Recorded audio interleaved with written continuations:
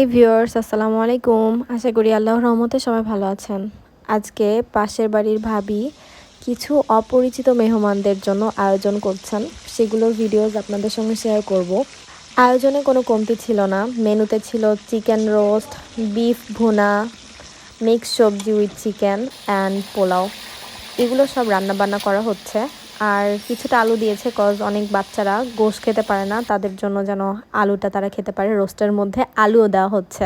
I know it's quite weird, but it was really very tasty.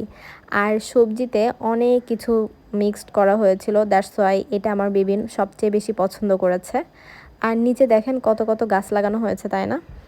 যেহেতু আমি permanently ঢাকার বাসায় থাকি না, মাঝে মধ্যেই আমার ঈশ্বর দিতে যাওয়া হয়, তাই বাসায় কিছু মিষ্টি আলু ছিল। বেবিন মানে মিষ্টি আলু অনেক পছন্দ করে, বাট কিছুটা ছিল বাসায়।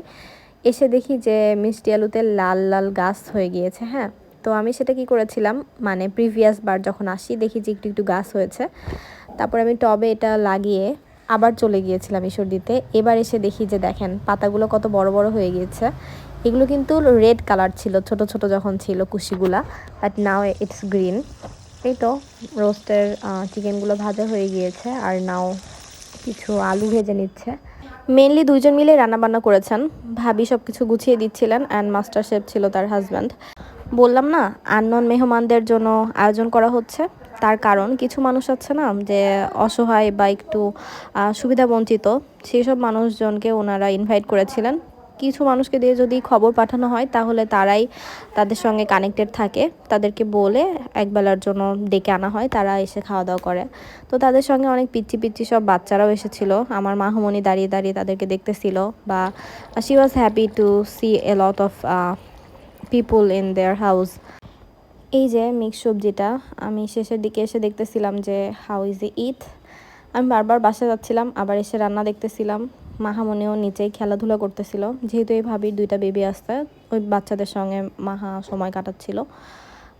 এইভাবেই একটা বেবি আসছে যে 5 বছর বয়স, আর মাহামনি 3.5। সো ওই বাচ্চাটার সঙ্গে মাহা ভালোই খেলাধুলা করে। এই যে সব রান্নাগুলো হওয়ার পরে এখানে এইভাবে রেখেছিল, আর এখান থেকেই মেনলি ওনাদেরকে সার্ভ করা হচ্ছিল। এই যে এখানে পোলাওটা রান্না হয়ে গিয়েছে। দেন যখন সবাই চলে আসলো, আমি তাদের কোনো ভিডিওস সেভাবে করি নাই। এখন আসা শুরু হয়েছে, সবাই এখনও এসে কমপ্লিট হয় নাই। আর ভিডিওস না করার কারণ হচ্ছে সবারই প্রাইভেসি আছে যার যার মতো। এখন ফেস রিভিল করা বা ফেস ক্লিয়ারলি দেখানো তাদের পারমিশন ছাড়া দেওয়া যায় না। আর যেহেতু বাসায় আয়োজন করা হয়েছিল, সো আমাদেরকেও লাঞ্চ দিয়ে গেছিলো এখানে। এই তো এটা ছিল আমাদের লাঞ্চ। এখানে পোলাও, তারপরে যে মিক্স সবজিটা, তারপর গরুর গোশ এখানে, আর এটা হচ্ছে রোস্ট, মানে এটা ঝাল ঝাল রোস্ট আর কি, মানে একদম মিষ্টি মিষ্টি অথেন্টিক রোস্ট, আবার অনেকে পছন্দ করে না। আর এখানে ছিল বাসার লাউ ডাল। আমি মানে সবজি একটু বেশি সবজিই পছন্দ করি, সো লাউ ডালটা আগে থেকে রান্না করা ছিল, সেটাও ছিল। আর এই যে এটা চিকেনটা দিয়ে, মানে চিকেন ভেজিটেবল দিয়ে মাহামনিকে খাইয়ে দিচ্ছিলাম। মাহামনি এটা অনেক পছন্দ করেছে, ঝাল একদম কম ছিল এখানে, দ্যাটস ওয়াই। ক্যান্ডিড ভিডিওস কিন্তু অনেক সময় মানুষ দেখতে পছন্দ করে, ইউটিউব অথবা ফেসবুকে আপলোড করলে অনেক মানুষ দেখে। বাট আমার মনে হয় ক্যান্ডিড ভিডিও করলেও পাবলিকালি পোস্ট করার আগে তার পারমিশন নেওয়া উচিত। তো এখানে আমি চাই নাই যে তাদের ভিডিওগুলো আপলোড করি, কারণ যে তারা অনেক সময় সেম ফিল করতে পারে যে ওনারা সুবিধাবঞ্চিতদের কাতারে নিজেদেরকে পরবর্তীতে ভাবতেও না পারে। দ্যাটস ওয়াই আমি তাদের ভিডিওস আপলোড করি নাই।